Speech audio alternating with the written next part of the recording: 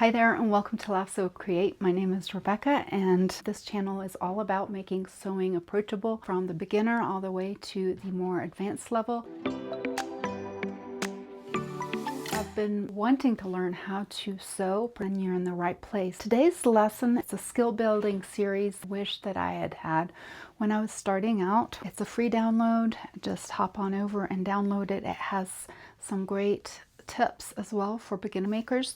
The bag is a flat, fully lined zipper pouch and it has tabs on either side of the zipper. It is a great bag to start with because it is rectangular, so there are no curves here, which is really important when you're starting out and you can barely sew a straight line. Second, we're going to be learning how to install a zipper. You're going to learn foundation assembling a pouch. Once you know that, you can jump from this pattern and make it more complex by just simply changing the fabrics that you're using.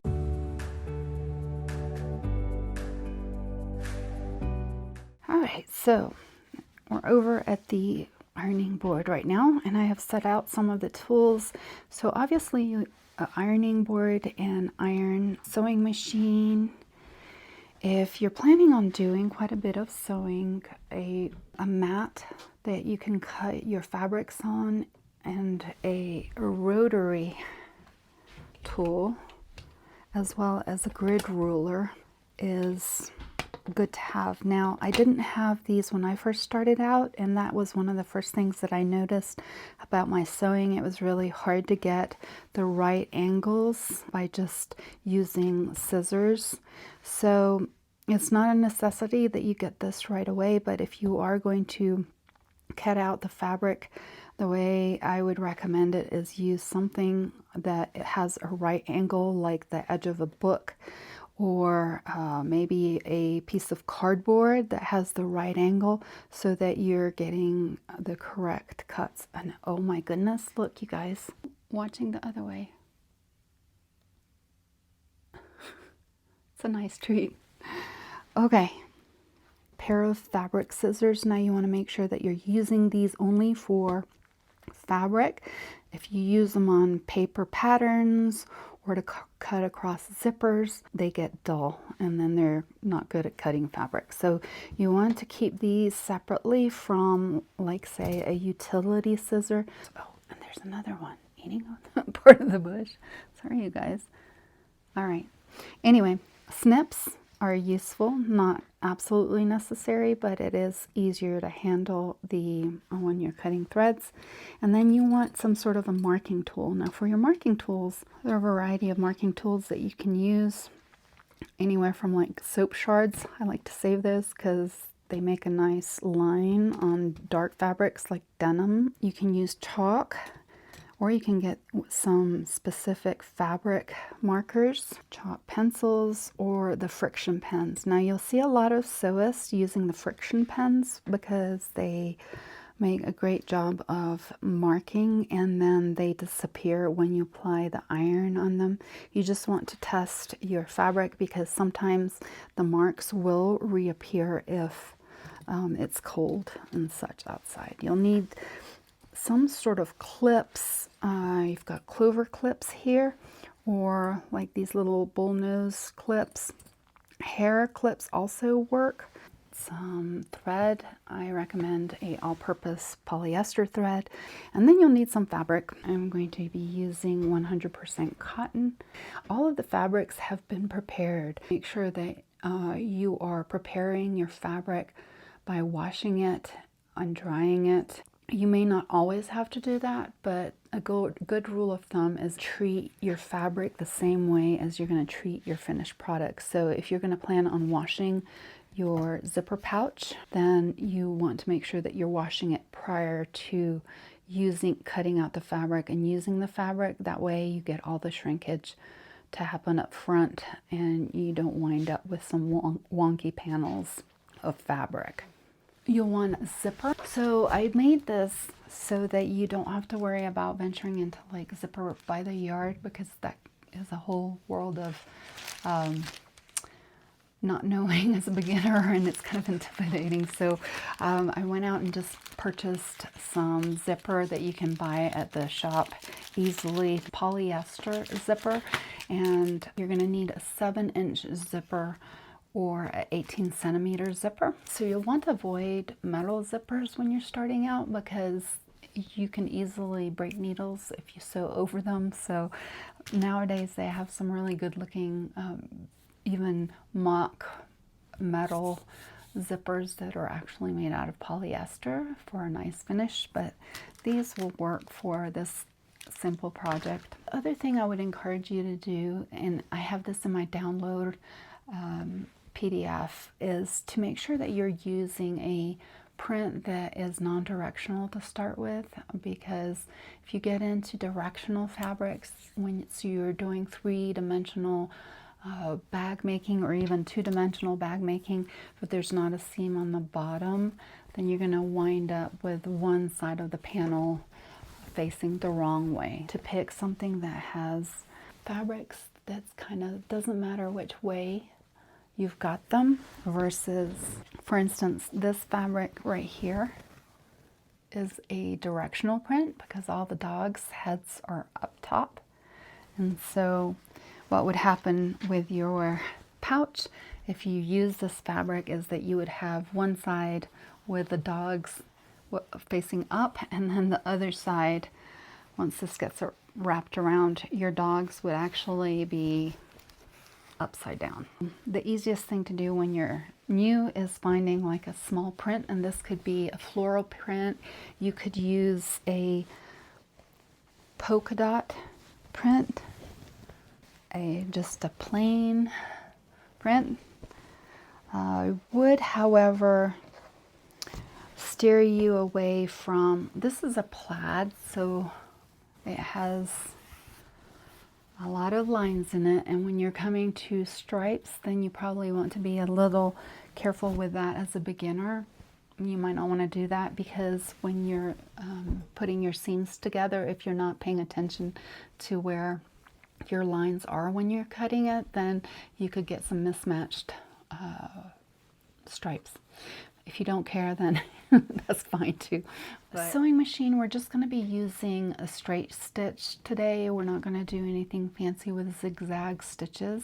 And then the sewing needle that we're going to use is just a basic Microtex Sharp, either a 90-14 or like a 80-12 should do fine for this. If you're working in heavier fabrics, this is for your future sewer. As you advance and you're working with heavier fabrics like denim or vinyl, then you have to change out to more specialized needles. That way you don't have all the sewing problems. But for today, we're just doing the basic Microtex or a universal needle. For the iron, we're going to have the iron on the cotton satting. So interfacing as a word, it's basically any kind of stabilizer. So you're taking this flimsy fabric, and so when you get it into a pouch, you see that it has a much better kind of stability or bulk. It looks more expensive and more professional. Well, that comes from attaching an interfacing to your fabric, and there are numerous interfacings on the market by different manufacturers, but what I'm going with today is a fusible fleece. And so this, and there are also sew-in versions, but today we're going to be talking about fusible, and that means that there's glue on one side of the fabric, and I wish you could kind of feel it because they're like little bumps. It almost feels like a little sandpaper-ish. That is the side that will adhere to the wrong side of your fabric. So wrong side of your fabric, there's, I don't know if you can see that very well. Anyway, this is the wrong side, and so you would put the bumpy side and the wrong side of the fabric together, and then you follow the manufacturer's directions as far as how long to press it. Sometimes steam helps, or just spraying it with a water bottle is what I do. And then it is also, when it comes to interfacing, it's also useful to use an extra piece of cotton if you don't have a pressing cloth, but an extra piece of cotton over what you're doing as far as interfacing than applying the iron, because when you're starting out, even when you're more advanced and not paying attention, sometimes you'll like go and press the interfacing and then it'll be wrong side up, and then you'll get glue on your iron, and that's a whole different mess that you don't want to deal with. There are some interfacings like the Deco Bond, some things that are used more for crafts, that if you use them in bags, then they can crease. So when you turn your bag, or when you birth your bag, which means turning, and we'll talk about that too, you'll wind up with a lot of creased fabric, or it'll be super crunchy and hard. So the interfacing is key, picking the right interfacing for the right project. Just like the other tip is making sure that you're picking the right needle for your project, for your fabric that you're going to use, as well as picking, or the right thread, I should say, for the project. And I love this one. It's by Glide, and I like it because it has a nice sheen, so you're top stitching when you are top stitching on a bag. And that's the other thing, is I have the definitions in the PDF so you won't get confused. But when you're top stitching the bag, it makes for a nice finish on those stitching. And it's also a good strong one. This is polyester, and it is by Glide, color linen, and it's 10WG1 if you're looking for it. If I were to recommend a ruler, like if you were planning on doing this and you wanted to go out and buy one, I would recommend something like this ruler. This is 6 inches by 24 inches, and it's good because then you can cut good lengths of fabric, versus this one is a, what is it? It's a 5 inch by 12 inch. I like this one as well, but if I were to just start out, and I think when I did start out, I just got the longer one so that, you know, be more versatile. Now, rotary cutters can be intimidating and scary, so when you're starting out, you might just want to cut with a fabric scissors. I'm planning on doing a few bags to get a rotary cutter because they are very useful in using along with a grid ruler. Okay, so talking about clover clips versus pins, you might have in your house, or you have friends that have just like the regular run-of-the-mill pins, but the reason why I don't like using pins is because, especially when you're trying to place the zipper, you get a really kind of wavy zipper. And when you're dealing with thicker fabrics, it's better to have something that can go around the thicker fabric, like these clips, these clover clips. They have off-brands that are pretty reasonable now, or those bull nose clips. So point turners, they have point turners at most fabric shops, and it's just a pointed end.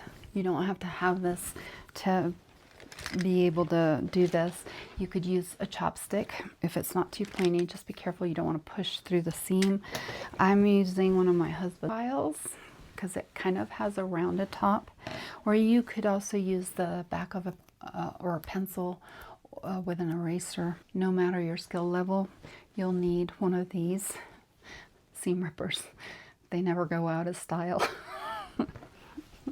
So if this is your first go and you don't have the clips and you just have like the little standard pins, just make those work. It'll be okay. But we're going for that professional look, so of course you'll be just proud of whatever you make, right? The first time, the first go around. A word on ironing versus pressing. Ironing and pressing, not the same thing. Ironing is when you like iron a shirt. Pressing is when you kind of hold it in place and then lift it up and press again. And that's key when you're doing your interfacing, so it doesn't get all wrinkly. So when you see something that says press, it just kind of means hold it in place for a little bit and then lift it up and push it down again. I have the pressed fabric and the rotary cutter and the ruler. Always cut away from yourself when you're cutting. Be careful. Try to keep your hand behind and not ahead. I've been known to almost do that before. So, and always like walk your hand along the grid ruler, putting a good firm hold on the ruler. And then on your rotary cutter, you always want to make sure that when you're done, you click it shut. And you don't want to leave it on your table, because you can go grab, especially sewing tables, they can get messy. So you don't want to go grab and cut yourself with a open rotary cutter. So I'll go ahead. I have the selvage, which is that white strip on this side. And so our cuts are going to be going this way and right angles to that.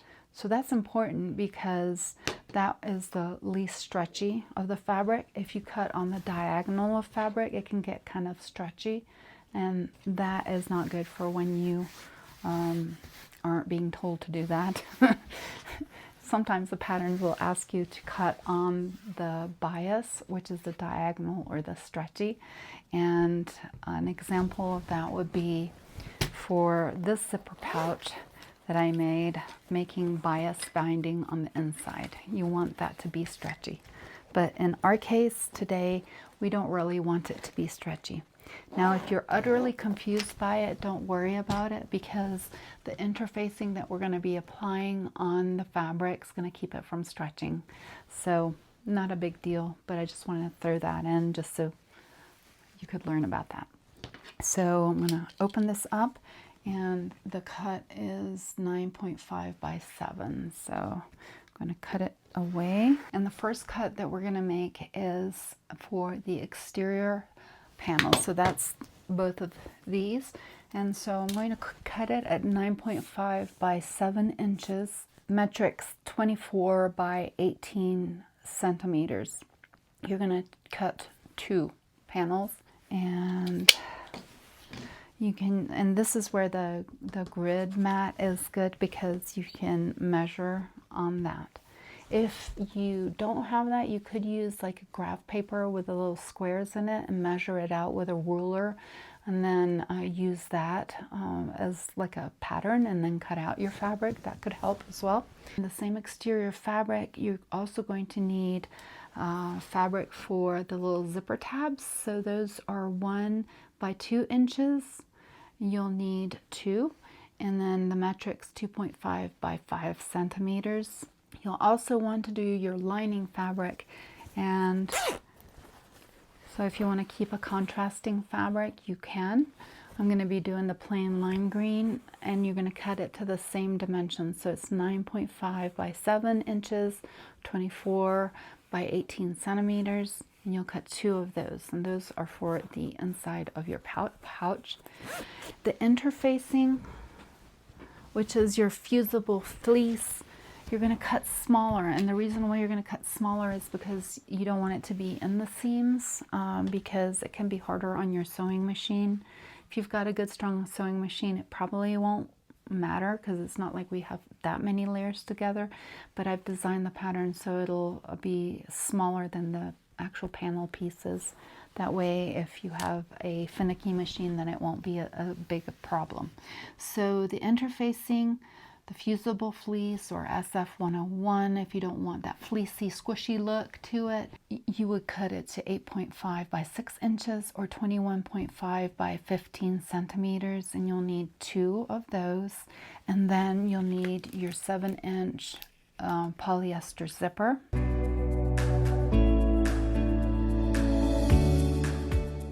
Okay, so I have all the pieces cut, and I'm at the ironing table because the next step is to affix the interfacing to the right sides of the exterior fabric. So my 2 exterior fabrics, these polka dot materials, I'm going to put them right side face down on the ironing table, and I'll bring you in so that you can see this. So I have the wrong face of the fabric facing up, and I'm going to take the bumpy side of the interfacing and place it to the wrong side of the exterior panels. And then I'm going to take my iron, I'm going to wake it up, and I have it on cotton. You can use a spray bottle as well to kind of give it a little spritz and then press it, hold it there. I hold it there for about 10 seconds. Just follow your directions, then lift it up and press it again. What you don't want to do is just move it back and forth, because when you do that, it creates wrinkles in the interfacing, and then it'll cause wrinkles on the front side of the fabric as well.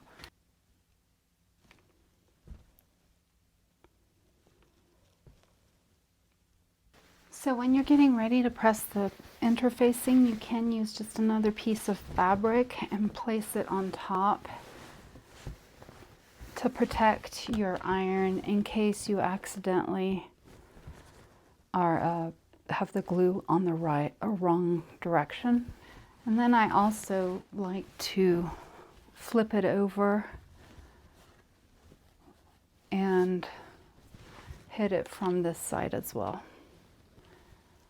That is one other tip for beginners, is making sure that your interfacing's adhered really well. So you just want to check it and kind of make sure that it is fully adhered all the way around. So while I'm here at the ironing board, I'm going to work on the zipper tabs and preparing them. So you'll want to take the zipper tabs and flip them over so the wrong sides will be facing up, and you'll want the longer side facing the top and the bottom, so shorter ends on the side. And I'm going to give it a little press. And then the first thing you're going to do is just flip the raw edges together and press it in half.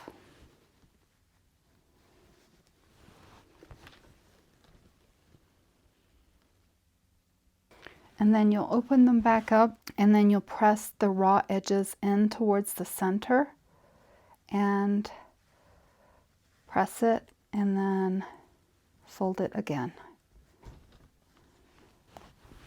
And then again in half. And your zipper tabs are ready that way. So repeat it for the other one as well. Okay, so for the next step, we're going to find the halfway points on all of the panels as well as the zipper. So I have my 2 zipper tabs ready to go. Whatever your preferred marking tool is, just grab it, and you're going to just fold the panels in half and then just mark them.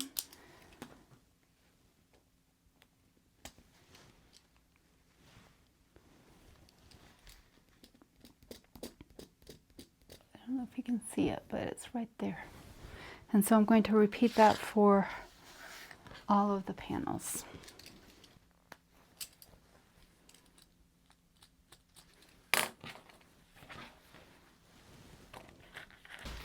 So next we're going to work on the zipper preparation.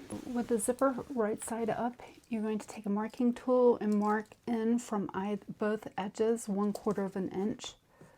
You should have about a 1/2 inch between the mark and the stopper and the mark and the zipper head.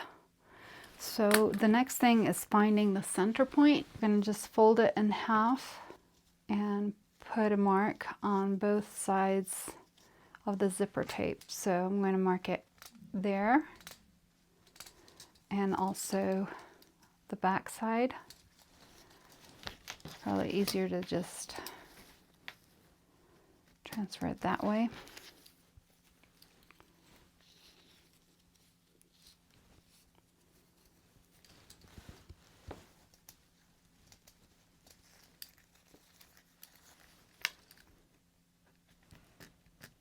Cut along those 1/4 inch marks.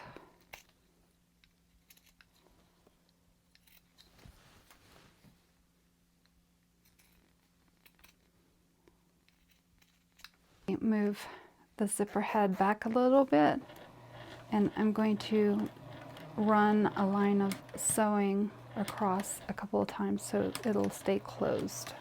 So we're going to take the zipper tabs and sandwich the zipper in and clip it.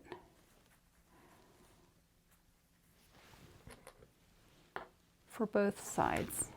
And then I'm going to take it to the sewing machine and run a row of top stitching, so 3mm stitch length across, back stitching on both ends and taking care not to hit that little metal piece.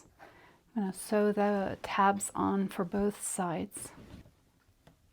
And I'm going about 1/8 of an inch from the folded edge. So I just use the edge of my presser foot, but it's kind of narrow.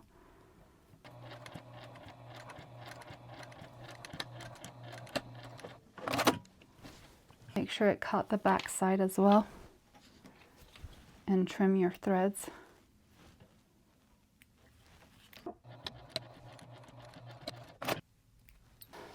Okay, so take one of your exterior panels with the right side facing up, and you're going to take your zipper and you're going to flip it to where it is facing the right side down. So right side to right side, and you want to make sure that the zipper is on the left hand side. And so you're going to line up your center points, and then you're going to clip.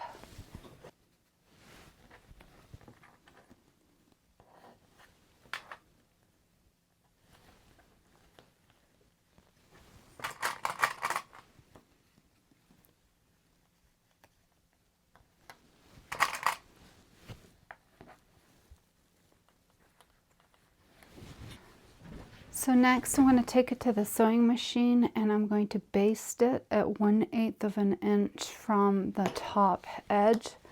So baste it from the top edge, 1/8 of an inch seam allowance. I'm basting, so I'll switch the stitch length back to 4mm.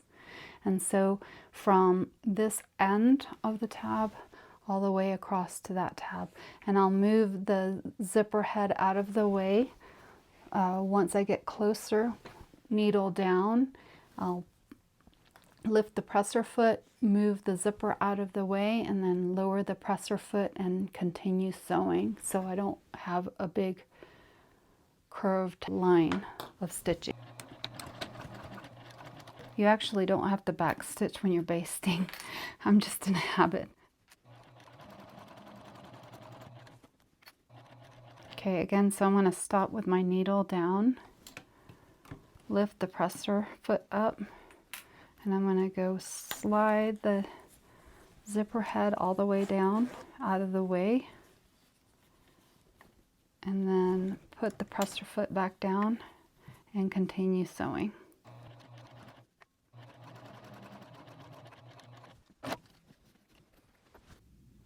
So next you'll grab one of the linings and you will, with the panel with the right side facing up, you've got your zipper with the wrong side facing up. You're going to take your lining and flip it and center it on that center point and lining up the sides.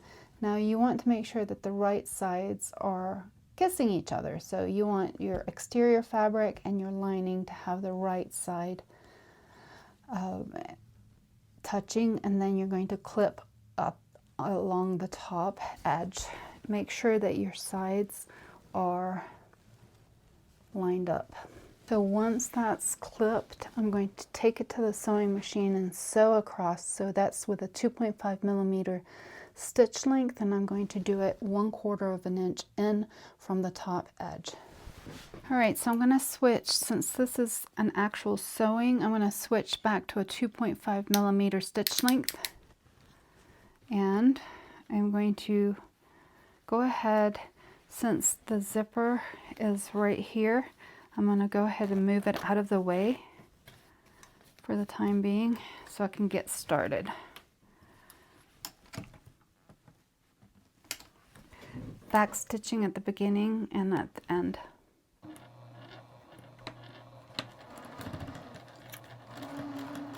Right, I'm going to stop with the needle down, and I'm going to lift the presser foot and go ahead and I'm going to move the head back out of the way and then line everything back up and make sure the edges are all lined up and sew all the way down and back stitch on this end.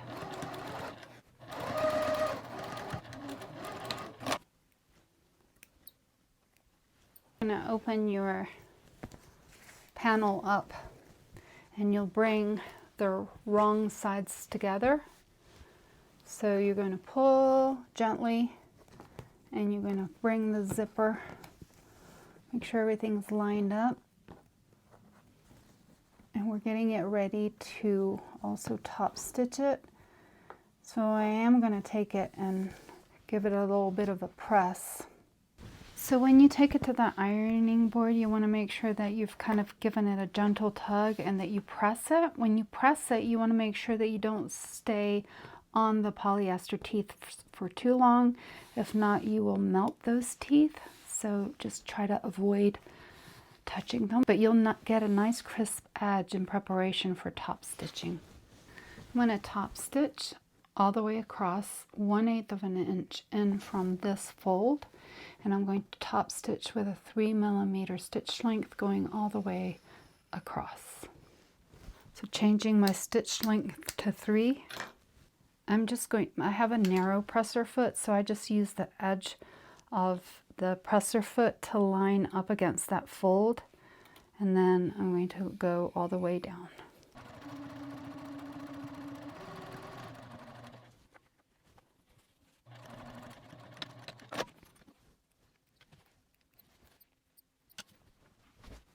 Okay, so with the panel right side up, you're going to take the other exterior panel and you're going to place it right side down, centering the lines with a zipper.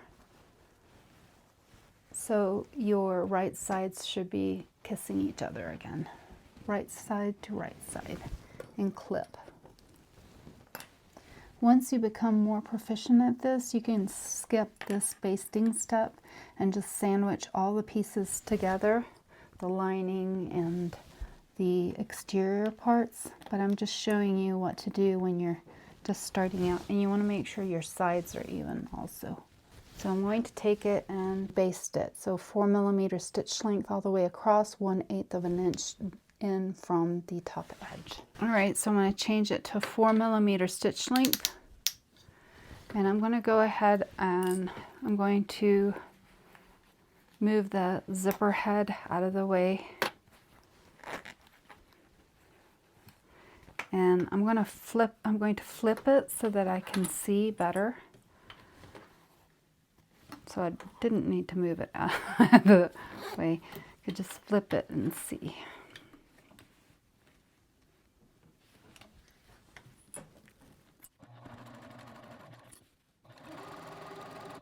Now I'm going to lift it, move the zipper out of the way, and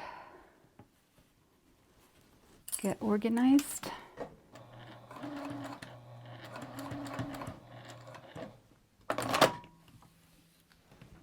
Okay, there you have it.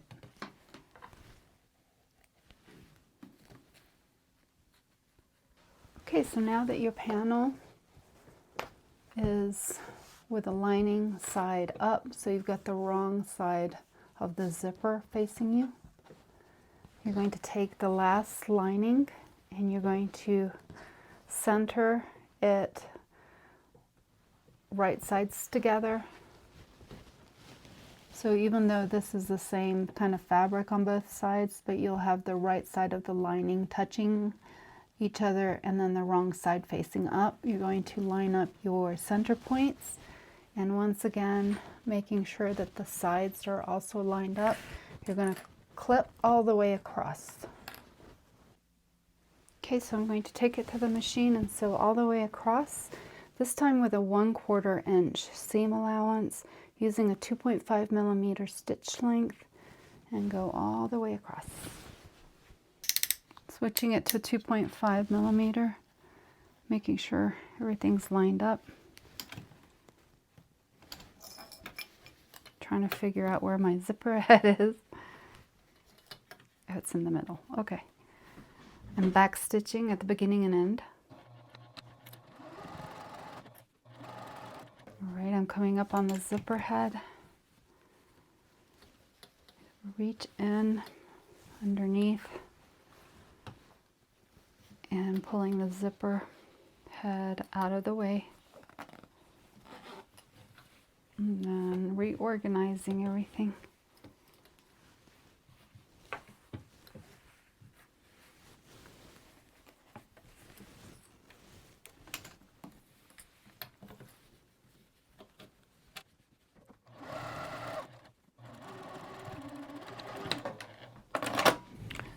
So you'll see that it kind of warped a little bit, and the reason why that did is because I didn't interface the lining compared to the thickness of the sandwich.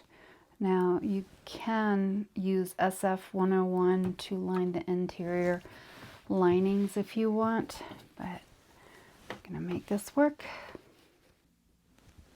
Okay, so this time I'm going to open the sandwich up once again. I've got one lining, one exterior panel, and one lining. So we're looking good. I'm gonna close that, and it looks like a butterfly at this point. So I want to gently tug on these panels, and I'm going to press it. Take it to the ironing board, press it, and prepare to top stitch it. Okay, so changing it to a 3mm stitch length, I'm going to top stitch 1/8 of an inch in from the fold. Keep the top.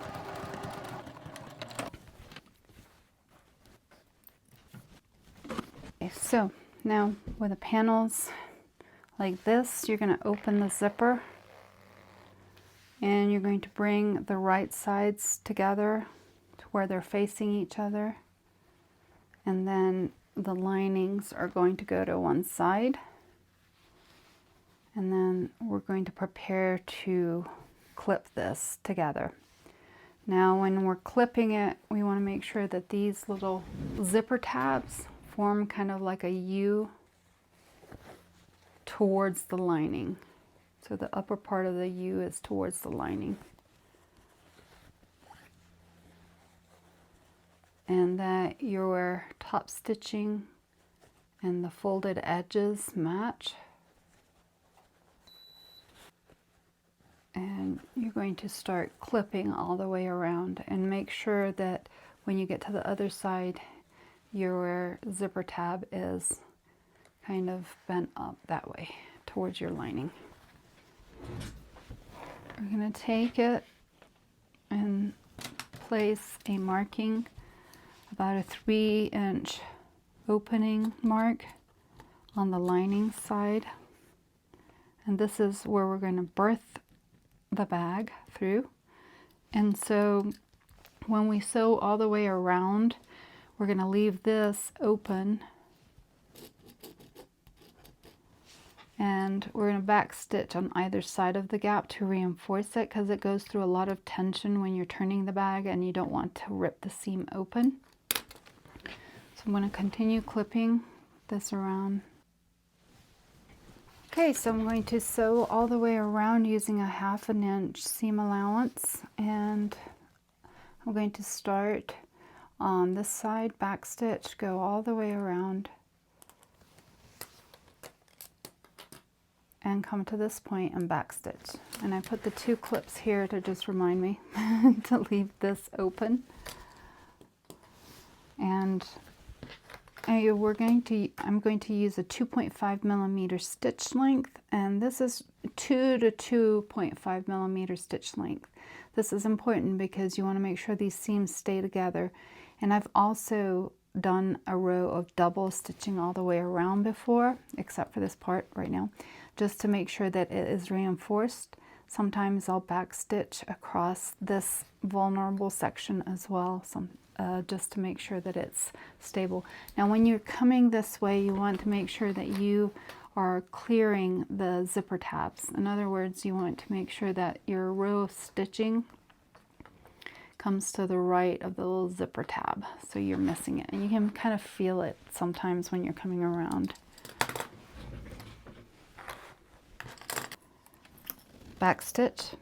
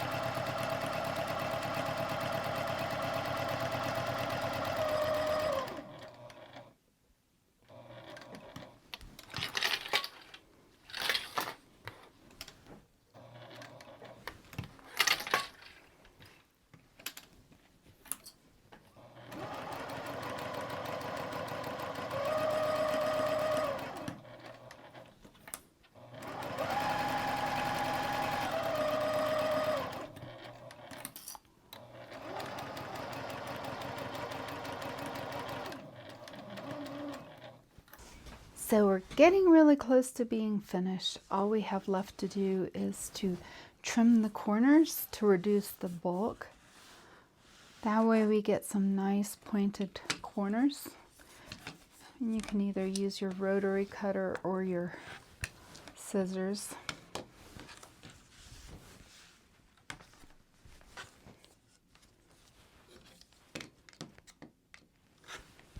Next, it's a good idea to take it to the ironing board and to iron the seams back on themselves, and this will give us a good guideline to be able to sew and close it.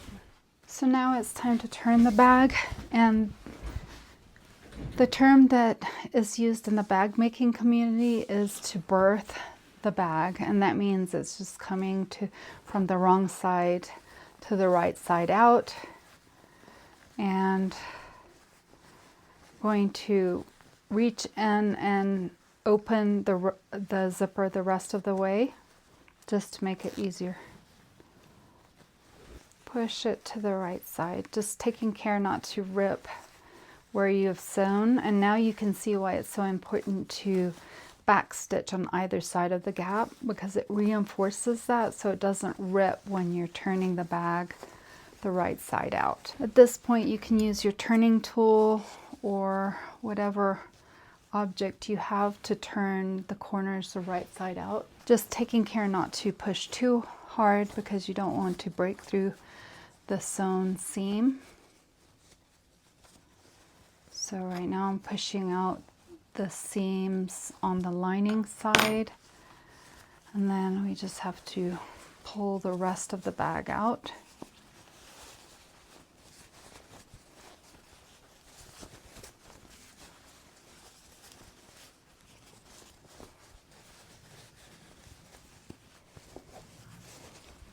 Then you can reach in with your tool and push the corners out. And then lastly, you want to press these corners out at the top next to the tabs. And that way you get a nice rectangular corner, or right angle, I guess I should say.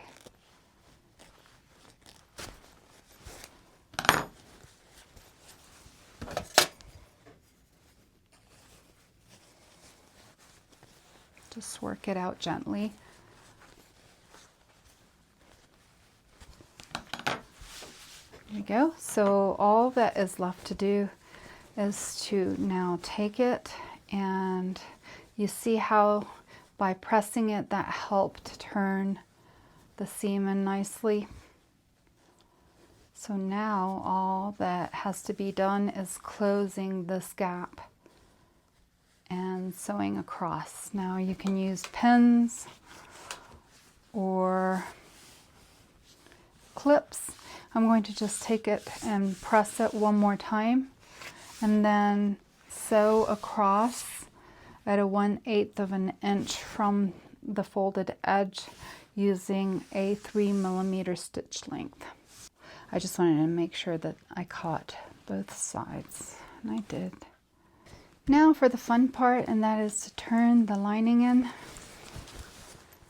Because we have finished the bag, you use your fingers to push the lining in. Always have your snips handy. That way you can make sure that if you need to trim any threads, you can do that.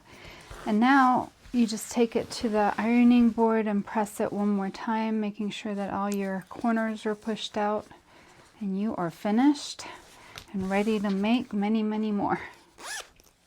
All right, so let's take a look at your finished zipper pouch. This is your first zipper pouch, and you should be super proud of what you've done. You've learned a lot of foundation skills, and you're ready to make several more and build your sewing skills towards being a bag maker. Good job. What a great little foundation bag.